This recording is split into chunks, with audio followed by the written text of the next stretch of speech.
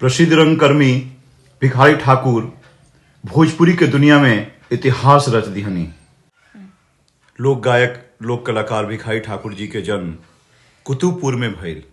कुतुबपुर बिहार के ओ घड़ी तत्कालीन शाहाबाद जिला में ऊ गांव बाटे जौन पहले आरा में पड़त रहे, बाद में गंगा नदी जब सर्पाकार रूप लिहली तो कुतुबपुर छपरा जिला में पड़ल।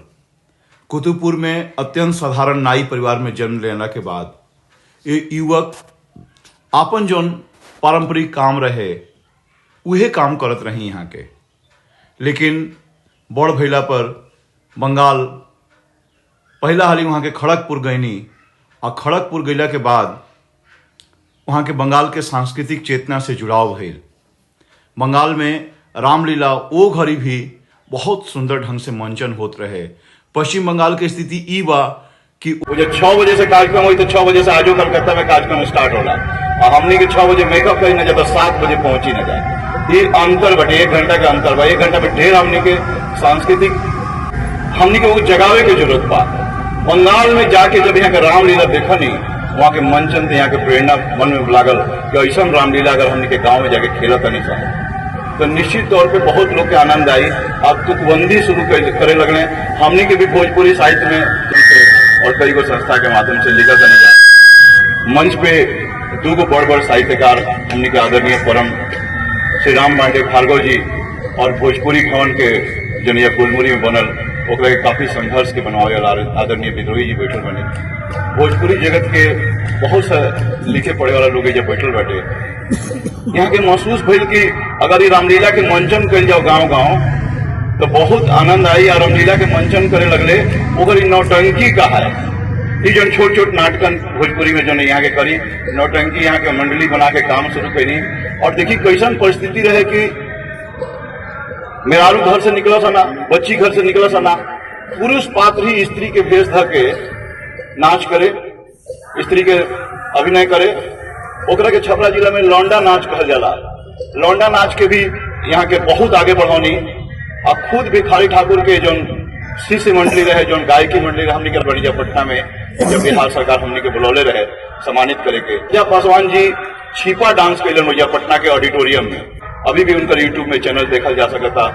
उनका मंडली के रामचंद्र मांझी जी के पद्मश्री पुरस्कार मिलल। अभी उनका देहावसान भइल। सरकार के ही मजबूर होके के पड़ल, सरकार के ही सोचे के पड़ल कि अगर भोजपुरी खती जे इतना आगे बढ़ौले बा वो लोग अगर हम सम्मानित नहीं करत, उचित स्थान नहीं दे तो बहुत दिक्कत हुई। और वहाँ के पद्म पुरस्कार मिलल। वो युग में भी जब भिखारी ठाकुर जी जब नौटंकी करत रहे, जब इनका के देखे खातिर लोग जात रहे, चूंकि मनोरंजन के साधन बहुत कम रहे, इतना कम रहे कि खुद हमनी के देखिए, हमनी के टाटा में जन्म भई लेकिन गाँव में रहल बनी 2-4 बरिस। जब हमनी के जब गाँव जाए तो भाई से पूछे कि भाई आज कहीं नाच आइल बा कि ना, तो भाई बा फलाना गाँव, तो लाठी लेके आ चादर ओढ़ के आदमी दूसरा गाँव में पैदल जाके आदमी नाच देखे, ई शौक रहे। और बदस्तूर लोग आजो देखब, देखी बहुत हद तक शहरीकरण भइल बा, लेकिन अगर लोग देहात की स्थिति देखब तो आजो स्थिति बेटे आज भी शादी ब्याह में नाच मंडली जो पुरुषन के जो डांस होता है लौंडा नाच, ये भी छेका उका के टाइम में जो लाव में हो जाते थे वो घड़ी होत हटे। तो कहे का मतलब ओकरा के बहुत ये तो होत रहे, भोजपुरी संस्कृति में ये होत रहे, एकरा के बहुत आगे यहाँ के बढ़ौनी। और वो घड़ी के देखी ईश्वर के जगह पे कृपा हो जाए नो, उनके पुरोधा लोग बैठल बैठे श्री राम पांडे भार्गव जी बैठल बनी। कल गई बा एक लाइन की तुलसी तुलसी सब कहे, तुलसी बन की घास, हुई कृपा प्रभु राम की, तुलसी हो गए दास। जेकरा पे प्रभु की कृपा हो जाए, हमने के ईश्वर पे अटूट विश्वास करने जा, जेकरा पे कृपा हो जाए वो आगे बढ़ जाए। ठाकुर जी पे कृपा भइल, ठाकुर जी के मंडली के यश ई फैलल कि मुंबई हो गई, बम्बई का हाथ रहे, बम्बई तक भी पहुंचल। यहाँ के नाम से सिनेमा बनल और विदेशिया जो उनका प्रसिद्ध नाटक बा, वो नाटक के 800 से ज्यादा बार करके संजय उपाध्याय के लाल बत्ती मिलल। संजय उपाध्याय जी आज बॉम्बे में बानी, उनका नाटक विदेशिया जगह जगह हो रहा बा। वही नाटक मंडली में गावे वाला लोक कलाकार रामेश्वर गोप जी आज भोजपुरी के लोक रंग के खासकर भिखारी ठाकुर के धूम मचा रहा बनी। हमने के कई हाली भोजपुरी बिहार और कौन कौन बैनर पे वहां के बुला के रामेश्वर गोप के शहर में तुलसी भवन में और दूसरा हॉल में कार्यक्रम कर रहे बनिया। रामेश्वर गोप निश्चित तौर पे भिखारी ठाकुर के शैली के लेके चले वाला, वहां के विदेशी शैली के लेके चले वाला एक अद्भुत कलाकार बने। संजय उपाध्याय के तो कहीं के का बा। ठाकुर जी के जीवन से ये जरूर प्रेरणा लिया जा सकता है कि जौन हमने की चीज बा ओकरा के इलाज कर जाओ, बढ़ावल जाओ। क्या कि देखिए अब तो हमने के 21वीं सदी में दिए थे, 22 वर्ष से नहीं गुजर गई, लेकिन ये युग में आपन भाषा आपन संस्कृति के बहुत बढ़ावे के बाद अंग्रेज भी यहाँ से प्रभावित भइले सब।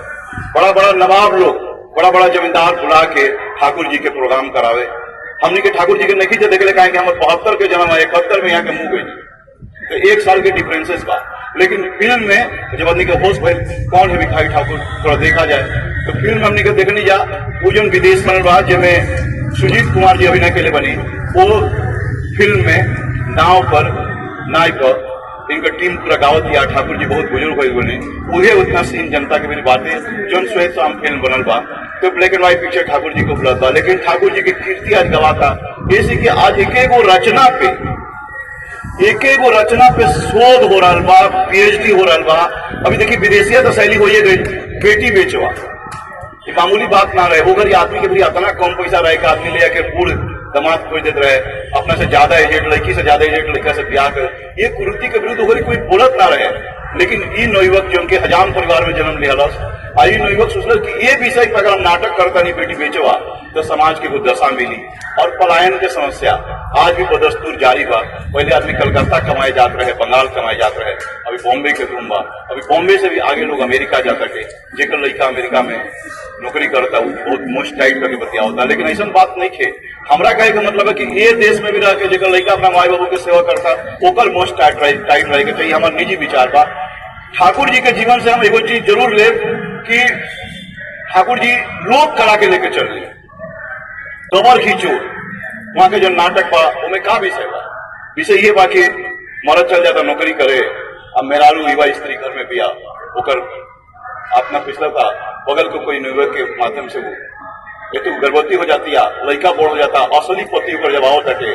अब लड़का के कहता कि हमारी बड़ी खुशी भइल, हमारा लड़का भइल।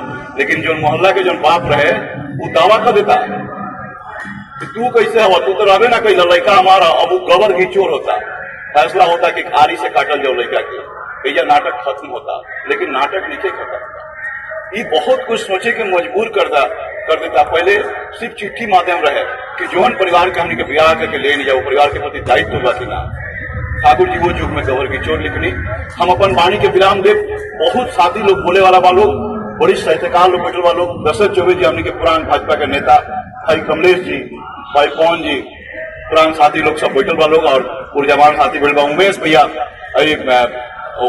सिंह जी, समूहनाथ सिंह जी हमरा के भोजपुरी अभियान में ले वाला है, कोई प्रणाम करता नहीं। सब लोग बैठल बा, सब लोग के प्रणाम करके अपनी वाणी के विराम दे। कहे के मतलब ई बा कि भोजपुरी के तो सम्मान मिले ही के चाहिए। भिखारी ठाकुर के भी जो सम्मान के बात हो रहा बा वो मिले के चाहिए। अगर एजा से आवाज निकलत टाटा में बहुत ही जागृत लोग बांटे तो वो आवाज बने, हमने के थोड़ा सा और यूनाइट हो जाए जा और बैनर तले काम करी जा।